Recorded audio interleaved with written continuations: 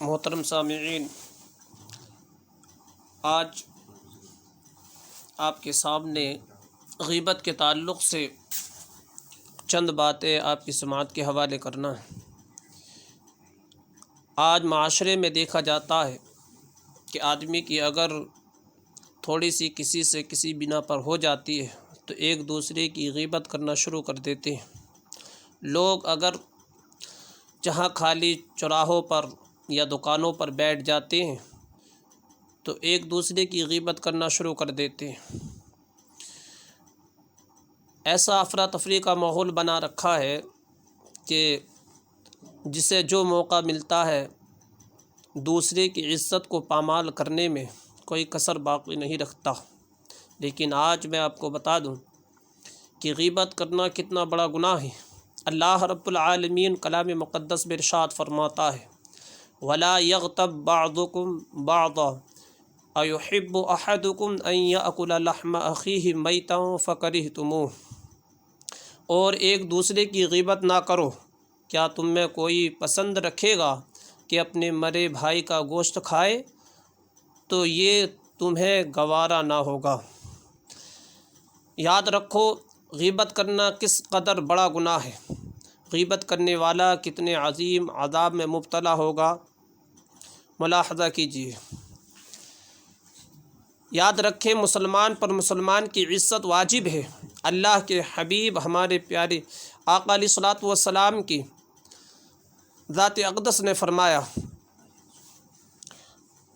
کل المسلم علی المسلم حرام دمہ ومالہ وعرضہ، یعنی ہر مسلمان پر دوسرے مسلمان کا خون، مال اور عزت حرام ہے۔ حضرات، حدیث شریف سے صاف طور پر ظاہر ہے کہ مسلمان کو چاہیے کہ مسلمان کی جان، مال اور اس کی عزت آبرو کی حفاظت کرے۔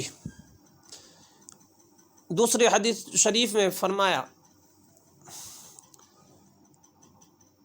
کہ اپنے آپ کو غیبت سے بچاؤ، بے شک غیبت زنا سے بڑا گناہ ہے، کیونکہ ایک آدمی زنا کے بعد توبہ کرتا ہے تو اللہ تبارک و تعالی قبول کر لیتا ہے۔ وَإِنَّ صَاحِبَ الْغِیبَةِ لَا يُغْفَرُ لَهُ حَتَّى يَغْفِرَ لَهُ صَاحِبُهُ، اور غیبت کرنے والے کی بخشش اس وقت تک نہیں ہوتی جب تک وہ شخص معاف نہ کرے جس کی غیبت کی ہے۔ اللہ رب العالمین کی پناہ، زنا کتنا برا فعل اور کس قدر عظیم گناہ ہے، مگر اس سے برا اور بڑا جرم غیبت کا ہے۔ اے غیبت کرنے والے، تو کتنا برا اور کس قدر بڑا گناہ گار ہے، ذرا غور تو کر۔ حدیث شریف میں غیبت اور تہمت کی تعریف کس طرح بیان کی ہے، ذرا آپ ملاحظہ کریں۔ محبوب خدا صلی اللہ علیہ وسلم نے صحابہ کرام رضی اللہ تبارک و تعالی عنہ سے ارشاد فرمایا هل تدرون ما الغیبہ، کیا تم جانتے ہو کہ غیبت کیا ہے؟ تو عرض کیا گیا اللہ اس کے رسول بہتر جانتے ہیں۔ تو آقا کریم صلی اللہ علیہ وسلم نے فرمایا غیبت یہ ہے کہ ذکرک اخاک بما یکرہ، یعنی تم اپنے بھائی کا اس طرح ذکر کرو جس کو وہ ناپسند کرتا ہے۔ پھر پوچھا گیا یا رسول اللہ علیہ الصلوۃ والسلام اگر وہ بات اس میں موجود ہو تو آقا کریم علیہ الصلوۃ والسلام نے فرمایا جو بات تم کہہ رہے ہو اگر وہ اس شخص میں ہو تو تم نے اس کی غیبت کی، اور اگر اس میں نہ ہو تو تم نے اس پر تہمت لگائی۔ حضرات، اس سے پتہ چلتا ہے کہ اگر اس کے اندر جو بات ہے اگر اس کو بیان کر رہے ہو اور جس کے بارے میں آپ یہ بات کہہ رہے ہیں اس کو برا لگے تو یہ غیبت ہے، اور جو آدمی کے اندر بات ہے ہی نہیں اور آپ وہ بات کہہ رہے ہیں تو یہ غیبت نہیں ہے بلکہ یہ تہمت ہے۔ جو آج لوگ ایک دوسرے کے بارے میں کچھ بھی بات کہہ دیتے ہیں اور ذرا بھی رتی بھر انہیں شرم نہیں آتی ہے دوسرے کی عزت کو پامال کرنے میں۔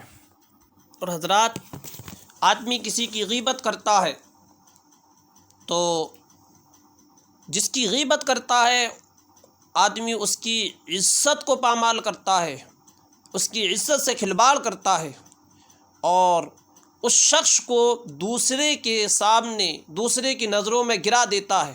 لیکن جانتے ہو ایک مسلمان کی عزت کا کتنا خاص و لحاظ رکھا گیا؟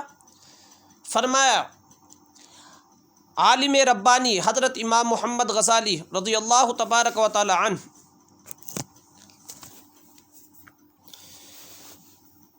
غیبت کے بیان کے درمیان سود کا گناہ اور مسلمان کی عزت پر ہاتھ ڈالنے کے گناہ کو بھی بیان فرماتے ہیں۔ حدیث شریف حضرت انس رضی اللہ تبارک و تعالی عنہ سے روایت ہے کہ محبوب خدا صلی اللہ علیہ وسلم نے فرمایا کہ آدمی تک سود کا جو 1 درہم پہنچتا ہے وہ اللہ کے نزدیک 36 مرتبہ زنا کرنے سے بھی بڑا گناہ ہے۔ اور سب سے بڑا سود یعنی سود سے بھی بڑا گناہ مسلمان کی عزت پر ہاتھ ڈالنا ہے۔ آپ اندازہ لگائیں، آج تو لوگ اگر کسی سے کوئی بات ہو جاتی ہے تو بس اس کی عزت کو پامال کرنے میں اور اس کی عزت کو تار تار کرنے میں رتی بھر بھی وہ کسر باقی نہیں رکھتے، بلکہ وہ جہاں تک ہو سکے اس کی عزت کو پامال کرنے میں مکمل کوشش کرتے ہیں۔ اس لیے اگر تمہاری کسی سے کوئی بات ہو بھی جائے تو اس کی عزت سے کھلواڑ مت کرو، اس کی غیبت مت کرو۔ اور دوسری بات کہ آج جو سود کا میٹر لوگوں میں ایسا پھیلا ہوا ہے کہ لوگ معاذ اللہ رب العالمین اس گناہ کو گناہ نہ سمجھتے کہ بس جہاں تک آدمی کا ہوتا کسی کو دے دیتے ہیں تو پھر اس سے زیادہ لینے کی کوشش کرتے ہیں۔ یاد رکھو، بیان فرمایا کہ 1 درہم جو سود کا پہنچتا ہے وہ اللہ کے نزدیک 36 مرتبہ زنا کرنے سے بھی بڑا گناہ ہے۔ اس لیے سود کے میٹر سے بھی آپ دور رہیں اور اپنے بھائی کی غیبت نہ کریں، کسی مسلمان بھائی کی غیبت نہ کریں۔ کسی سے کچھ ہو جائے، بات بگڑ جائے تو اس کی غیبت نہ کریں، کیونکہ غیبت ایسا گناہ ہے جو تم کو جہنم میں لے کر کے چلا جائے گا۔ اس لیے آدمی اگر کسی کے بارے میں بات کرے تو بھلائی سے اس کو یاد کرے اور اس کی غیبت ہرگز نہ کرے۔ اور یہ بھی یاد رکھیں کہ جو شخص کسی کی غیبت کرتا ہے تو جس کی آدمی غیبت کرتا ہے، غیبت کرنے والے کی نیکیاں جس کی غیبت کی جاتی ہے اس کے نامہ اعمال میں چلی جاتی ہے۔ آج ویسے بھی آدمی کا حال دیکھو، نماز پڑھنے کے لیے جاتا نہیں، آدمی نمازوں میں کتنی سستی کرتا ہے، برائیوں میں لگا رہتا ہے۔ ویسے ہی نامہ اعمال کا اگر جائزہ لیا جائے تو برائیاں زیادہ اس دور میں لوگوں کے نامہ اعمال میں ہوں گی اور اچھائیوں کے قریب نہیں جانا چاہتے۔ اللہ ماشاء اللہ میں کہتا ہوں، جان لو ایک تو تمہارے پاس ویسی نیکیاں کم ہیں، پھر اپنے بھائی کی غیبت کر کے اپنی نیکیاں تم جس کی غیبت کرتے ہو اس کے نامہ اعمال میں پہنچا دیتے ہو۔ عالم ربانی حضرت امام محمد غزالی رضی اللہ تبارک و تعالی عنہ فرماتے ہیں کہ حضرت حسن بصری رضی اللہ تبارک و تعالی عنہ سے ایک شخص نے کہا کہ فلاں شخص نے آپ کی غیبت کی ہے، تو حضرت حسن بصری رضی اللہ تبارک و تعالی عنہ نے اس کے پاس کھجور کا ایک تھال بھیجا اور فرمایا کہ مجھے معلوم ہوا ہے کہ تم نے مجھے نیکیوں کا تحفہ دیا ہے تو میں اس کا بدلہ دینا چاہتا ہوں، مجھے معذور سمجھو، میں پوری طرح بدلہ نہیں دے سکتا۔ اس سے پتہ چلا کہ جو شخص کسی کی غیبت کرتا ہے تو اس کی نیکیاں جس کی غیبت کرتا اس کے نامہ اعمال میں چلی جاتی ہیں۔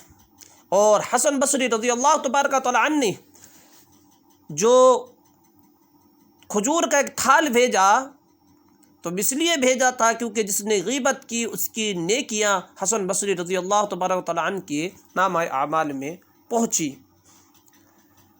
اس لیے آپ نے ایک کھجور کا تھال بھیجا۔ اس لیے یاد رکھو کہ اپنی نیکیوں کو برباد مت کرو، کسی کی غیبت مت کرو، اور غیبت سے اپنی زبان کو بند رکھو اور نیک کاموں میں لگو۔ اور نہ ہی کوئی شخص اگر تمہارے پاس کسی کی غیبت کرے، مسلمان بھائی کی غیبت اگر کرے تو نہ اس پر تم رضامند ہو، نہ اس کی بات سنو، بلکہ اسے اپنے پاس سے بھگا دو، اور جہاں تک ہو سکے اسے منع کرو اور اسے سمجھاؤ کہ کسی کی غیبت مت کرو۔ اور اگر کوئی شخص کسی کی غیبت سنتا ہے اور اس پر خوش ہوتا ہے تو سمجھو وہ بھی شریک رہتا ہے اس کو اس کام پر ابھارنے میں۔ اس لیے یاد رکھو، خود بھی اس سے بچو اور اپنے بھائیوں کو بھی اس سے بچاؤ، اور اللہ کا خوف دل میں رکھو، رسول اللہ کی محبت دل میں سجاؤ، اور نیکیوں کی طرف دعوت دو، برائیوں سے اللہ اس کے رسول کی رضا کی خاطر دور رہو۔ ما علینا الا البلاغ۔